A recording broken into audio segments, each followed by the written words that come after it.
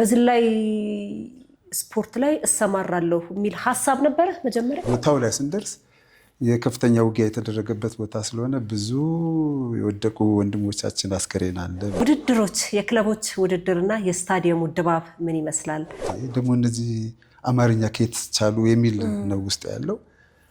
አባብሎ ወስዶ አስቀመጠኝ ወደ ምሽጉ ላይ። ትልቅ ድል ነው፣ ትልቅ ውጤት ነው። በጣም ትልቅ አትሌት ነህ። አንገትህን ወደዛ ወደዚህ እንዳትል መሬቱን ያለችኝ።